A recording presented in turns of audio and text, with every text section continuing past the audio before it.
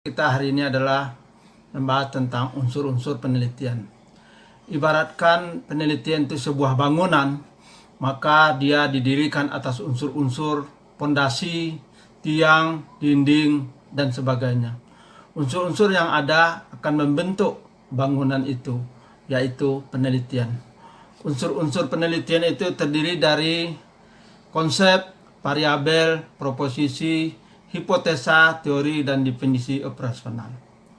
Konsep adalah satu kata atau lebih yang menggambarkan suatu gejala atau fenomena, menyatakan suatu ide, gagasan tertentu, atau mental image seperti kuliah. Konsep memiliki tingkat abstraksi rendah, dapat digambarkan secara langsung dengan menunjuk bendanya. Seperti buku, kita bisa temukan langsung dengan menunjukkan buku. Kedua, konsep dengan tingkat abstraksi tinggi. Tidak dapat secara langsung kita menemukan apa yang disebut konsep itu, seperti bahagia, sikap, dan adil. Konsep semacam ini dibuat untuk memberikan nama pada suatu gejala dengan menunjukkan ciri-ciri tertentu. Konsep ini disebut juga konstruk yang dengan sengaja dan sadar diciptakan oleh peneliti untuk tujuan ilmiah. Konstruk dikenal juga sebagai variabel laten, yaitu suatu yang tidak dapat diamati yang dianggap mendasari variabel yang dapat diamati. Sebagai contoh, partisipasi adalah variabel laten. Manifestnya adalah keterlibatan dalam merencanakan, dalam melaksanakan, dan mengevaluasi suatu kegiatan. Konsep dapat ditemukan di dalam kamus, disiplin ilmu yang akan dikaji, teori, atau para ahli. Konsep yang berasal dari teori yang diambil dan disintesiskan menjadi kerangka konsepsional. Dan batasan konsep yang akan digunakan dalam suatu penelitian, inilah yang disebut dengan definisi operasional.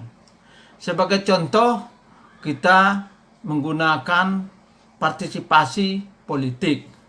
Maka dalam penelitian yang kita maksud partisipasi politik adalah keterlibatan dalam merencanakan, melaksanakan, mengevaluasi jalannya pemerintahan. Itulah definisi operasional dari partisipasi politik yang kita gunakan umpamanya dalam suatu penelitian. Kedua, variabel. Variabel adalah konsep yang memiliki variasi atau keragaman nilai pada suatu kontinum. Nilai suatu kontinum dapat dinyatakan dengan angka atau dengan kata-kata. Contoh, variabel yang nilainya dinyatakan dengan angka seperti umur, kepadatan penduduk, berat badan, tinggi badan, pendapatan, dan lain sebagainya. Variabel yang nilainya dinyatakan dengan kata-kata, misalnya adalah jenis kelamin, yang nilainya adalah laki-laki dan perempuan. Kemudian variabel agama, ada Islam, Yahudi, Kristen, Hindu, Buddha, dan lain sebagainya. Ada variabel teologi Islam, ada Jabariyah, ada Qadariyah, ada Mu'tazilah, ada Sunnah wal Jamaah, dan lain sebagainya. Konsep yang hanya mempunyai satu nilai bukan merupakan variabel. Contoh, merah. Akan tetapi tingkat kemerahan merupakan variabel karena mempunyai lebih dari satu nilai. Misalnya merah muda dan merah tua. Al-Quran bukan variabel, Tetapi tafsir Al-Quran adalah variabel karena banyak variasi tafsir. Berdasarkan hubungan, variabel dapat dibedakan menjadi variabel bebas atau independen variabel dan variabel terikat atau dependent variabel. Variabel bebas atau independen variabel adalah variabel yang mempengaruhi atau menjadi penyebab bagi terjadinya perubahan pada variabel lain. Sedangkan variabel terikat atau dependent variabel adalah variabel yang dipengaruhi atau variabel yang disebabkan oleh variabel lain. Namun, suatu variabel tertentu dapat sekaligus menjadi variabel bebas atau variabel tidak bebas. Tergantung kita mendefinisikan mana variabel bebas dan variabel tidak bebas dari suatu penelitian. Berdasarkan sifat nilainya, variabel dapat dibedakan menjadi variabel kategori dan variabel kontinu. Variabel kategorik adalah variabel yang dibagi menjadi golongan-golongan atau kategori-kategori dengan ciri-ciri tertentu untuk setiap golongan atau kategori. Contoh, agama kita bagi ada Islam, Yahudi, Kristen, Hindu, Buddha, dan lain sebagainya. Teologi kita bagi teologi rasional, teologi tradisional, teologi moderat. Variabel kontinu adalah variabel yang dapat mengambil nilai pecahan sehingga antara dua nilai bulat yang berdekatan tidak terputus, tetapi masih ada nilai lainnya secara bersambung. Contoh, IP 3,57, umur 45 6 bulan, berat 68,7 kg. Berdasarkan dapat tidaknya dimanipulasi atau dikenai, variabel bisa kita bedakan ada variabel aktif, ada variabel atribut. Variabel aktif adalah variabel yang dapat dimanipulasi dengan memberikan perlakuan menyangkut variabel tersebut pada suatu kelompok orang atau sekelompok masyarakat.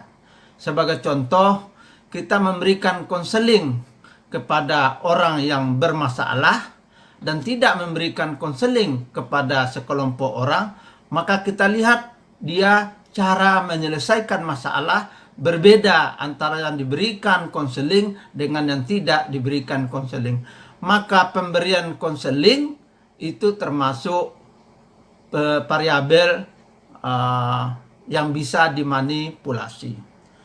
Selanjutnya adalah variabel atribut atau disebut juga variabel subjek, adalah variabel yang tidak dapat dimanipulasi, tidak dapat melakukan perubahan yang menyangkut variabel tersebut.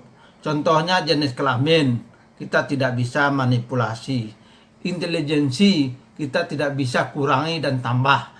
Itu termasuk variabel subjek. Sekarang yang ketiga, proposisi. Proposisi adalah pernyataan yang terdiri dari dua konsep atau dua variabel atau lebih. Jadi, proposisi itu terdiri dari konsep. Disebut dia proposisi deskriptif. Bila dia terdiri dari variabel, kita sebut proposisi hipotesis. Contoh, manusia menurut Plato dan Al-Farabi. Ini proposisi terdiri dari tiga konsep, yaitu konsep manusia, Plato, dan Al-Farabi. Nah, proposisi atau pernyataan ini termasuk contoh proposisi deskriptif, yaitu proposisi yang terdiri dari konsep-konsep yang memberikan gambaran. Paham teologi mahasiswa UIN Jakarta. Proposisi ini terdiri dari dua variabel, yaitu paham teologi dan mahasiswa UIN Jakarta. Nah, proposisi yang berbentuk variabel itu biasanya merupakan proposisi hipotesis. Yang keempat, hipotesis. Hipotesis adalah proposisi yang masih bersifat sementara dan harus diuji kebenarannya melalui penelitian. Proposisi dalam hipotesis biasanya menyatakan hubungan antara dua variabel atau lebih. Hipotesis merupakan jawaban sementara yang biasa dirumuskan dalam bentuk yang dapat diuji terhadap pertanyaan penelitian. Dalam penelitian, hipotesis berfungsi sebagai pedoman kerja karena data yang kita kumpulkan dalam penelitian adalah data yang berhubungan dengan variabel-variabel untuk menjawab pertanyaan dalam penelitian. Penelitian dimaksudkan untuk menjawab pertanyaan yang tidak akan terjawab tanpa melakukan penelitian karena memerlukan data empirik. Pertanyaan penelitian ini lazim disebut dengan masalah penelitian. Hipotesis, pertanyaan atau jawaban sementara atas masalah penelitian dapat dinyatakan dalam bentuk hipotesis. Jadi hipotesis berfungsi juga jawaban sementara terhadap masalah penelitian. Hipotesis juga dapat dikatakan kesimpulan sementara atau proposisi tentatif tentang hubungan antara dua konsep atau dua variabel atau lebih. Hipotesis harus disajikan dalam bentuk pernyataan yang mengandung hubungan secara eksplisit maupun implisit tentang suatu atau lebih variabel konsep dengan variabel lainnya. Hipotesis harus memenuhi dua kriteria. Pertama, menggambarkan ada hubungan antar variabel atau konsep. Kedua, memberikan petunjuk bagaimana pengujian hubungan hipotesis itu dilakukan. Pernyataan hipotesis belum bernilai salah atau benar, sebab dia akan sangat tergantung pada pengujian data yang diperoleh dari penelitian. Karena itu, salah benarnya suatu hasil penelitian adalah setelah data dikumpulkan dan dianalisis dan disimpulkan. Karena itu, hipotesa belum bernilai salah dan benar. Tapi hipotesa adalah suatu pernyataan yang akan diuji kebenarannya dalam penelitian. Dan hasil penelitian kita juga itu merupakan suatu hipotesa yang akan juga dijadikan oleh orang lain selanjutnya menguji hasil itu. Karena itu hasil suatu penelitian bisa juga menjadi hipotesa bagi penelitian yang lainnya. Selanjutnya adalah fakta. Fakta adalah pernyataan yang secara empirik benar. Jadi fakta adalah pernyataan yang sesuai dengan kenyataannya. Sedangkan data adalah hasil penelitian atau pengamatan yang menjadi dasar untuk menarik kesimpulan lebih lanjut.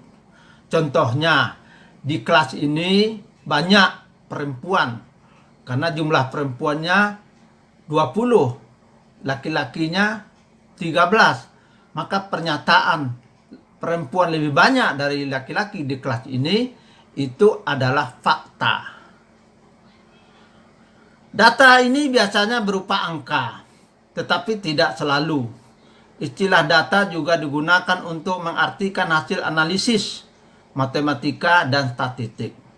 Secara lebih luas, data dapat berupa bahan verbal pada umumnya, yaitu artikel dalam surat kabar atau majalah, biografi, buku harian, dan sebagainya.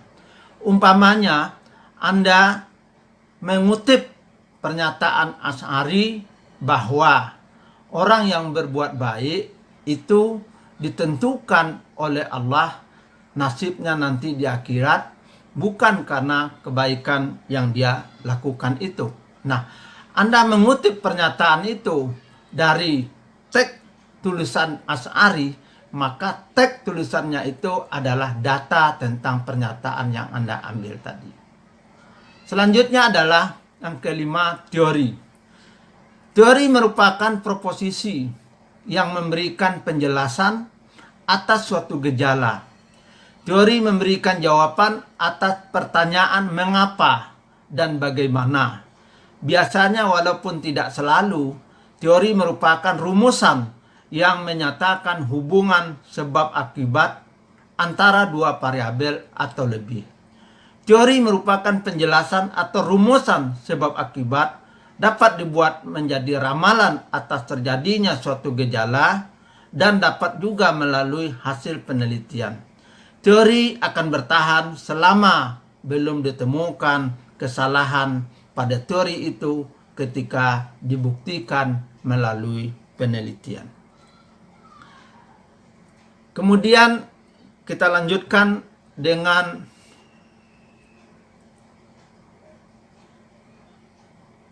bentuk-bentuk hipotesis.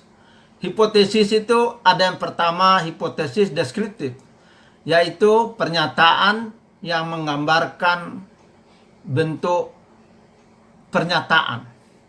Umpamanya tingkat partisipasi mahasiswa dalam politik rendah. Itu hipotesis deskriptif. Ada hipotesis komparatif. Contohnya, mahasiswa Usuluddin lebih toleran dari mahasiswa tarbiyah umpamanya. Proposisi hipotesis asosiatif, yaitu mengandung hubungan, umpamanya tingkat religiusitas berhubungan dengan tingkat pendidikan. Kemudian kausalitas, hipotesis kausalitas, di mana yang satu menjadi sebab bagi yang lain. Umpamanya pengaruh pandemi COVID terhadap bentuk komunikasi dengan keluarga. Kemudian ada hipotesis nol, adalah hipotesis yang tidak akan kita buktikan dalam penelitian. Dan ada hipotesis kerja. Contoh, tingkat religiusitas tidak berhubungan dengan tingkat pendidikan. Itu hipotesis nol.